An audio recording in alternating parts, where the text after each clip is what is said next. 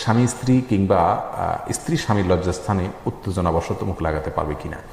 অজান্তে যদি অজুর সময় ভুল হয়ে যায় সেই অজুতে কি নামাজ কবুল হবে। এমডি নাইম হাসান আকাশ জানতে চেয়েছেন, অজান্তে যদি অজুর সময় ভুল হয়ে যায় সেই অজুতে কি নামাজ কবুল হবে। ভুলটার ধরন দেখতে হবে। যদি ফরজ কোনো বিষয় ছুটে যায় পরে আপনি নিশ্চিত হন তাহলে সেক্ষেত্রে তো আপনার নামাজ হবে না, ওই নামাজ দোহরাতে হবে। আর যদি অন্য কোনো ছোটোখাটো ভুল হয় তাহলে কোনো অসুবিধা নেই। নাসিরা তারান্নম আপনি জানতে চাইছেন দাজ্জাল কোন দেশে নামবে। দেখুন, দাজ্জাল পূর্ব দিক থেকে তার হবে, আপনার আবির্ভাব হবে, এটুকু হাদিস থেকে জানা যায় এবং কোন কোন ওলামায়ে কেরাম বিভিন্ন দেশের কথাও বলেছেন। শাহুর রহমান মিজান জানতে চেয়েছেন, মৃত ব্যক্তি লোন রেখে মারা গেছে, আমাদের করণীয় কি। আর ব্যাংকের লোন কিস্তি হিসাবে দেওয়া হয়। মৃত ব্যক্তির লোন রেখে মারা গেলে তার যদি সম্পদ থাকে সেই সম্পদ থেকে তার লোন পরিশোধ করার ব্যবস্থা করতে হবে। যদি তিনি কোনো সম্পদ লোন পরিশোধ করার মতো রেখে না যান তাহলে সেক্ষেত্রে যা রেখে গেছেন সেগুলো দেওয়ার পরে উদ্বৃত্ত যে লোনটা আছে সেগুলো ওয়ারিশদের সামর্থ্য থাকলে তারা তার পক্ষ থেকে পরিশোধ করবেন। আর যদি সামর্থ্য না থাকে পরিশোধ করবে বলতে করাটা তাদের জন্য জরুরি নয়, করাটা তাদের জন্য উত্তম উচিত। যদি তারা না করেন তাহলে সেক্ষেত্রে তাদের কোনো গুনাহ হবে না। এর জন্য দায়ভার সংশ্লিষ্ট ব্যক্তিকে বহন করতে হবে। যদি আপনি আইডি দিয়ে প্রশ্ন করেছেন আকিকার গোশত কয় ভাগ করতে হবে, কোনো নির্দিষ্ট ভাগ করা জরুরি নয়। তবে কোরআনে কারিমে আল্লাহ সুবহানাহু ওয়া তাআলা কোরবানি গোশতের ক্ষেত্রে যেটা বলেছেন, ফাকুলু মিনহা ওয়া আতিমুল কানিআ ওয়াল মুতারা, তোমরা নিজেরা খাও এবং সাধারণ যারা মানুষের কাছে চেয়ে বেড়ায় না তাদেরকে দাও, আবার যারা অভাবী গরিব মানুষের কাছে চায় বাধ্য হয় তাদেরকেও দাও। অর্থাৎ নিজেরা খাওয়া, আত্মীয় স্বজনকে দান করো, গরিবকে দান করো, এরকম 3 ভাগে ভাগ করা মুস্তাহাব। লিজা সামিনা আপনি জানতে চেয়েছেন, শুধু ঘরোয়াভাবে বিবাহ বার্ষিকী পালন করা যাবে কিনা।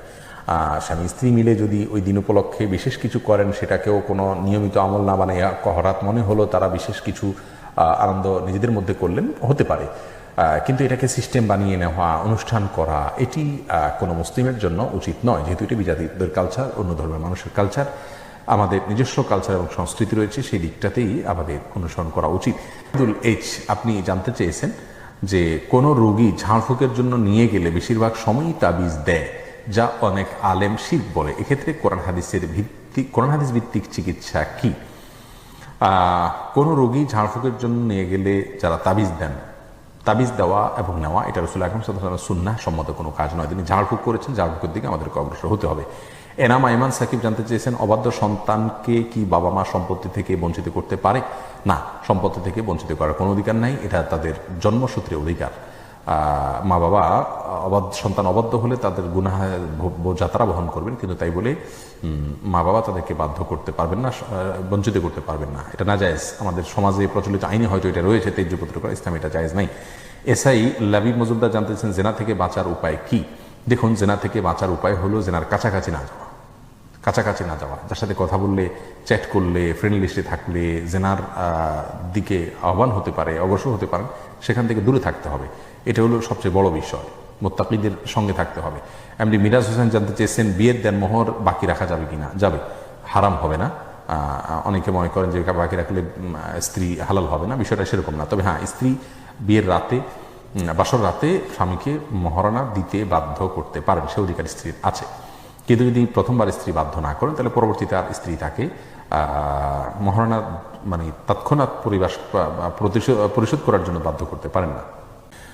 রেজওয়ানুর রহমান হৃদয় জানতে চেয়েছেন, স্বামী স্ত্রী কিংবা স্ত্রী স্বামীর লজ্জাস্থানে উত্তেজনাবশত মুখ লাগাতে পারবে কিনা। এটা ঘৃণ্য কাজ ইসলামী শরীয়তে। এটি আর কিছু না হলেও মাকরুহ, কমপক্ষে হারাম সরাসরি না হলেও মাকরুহ, অপছন্দনীয় কাজ।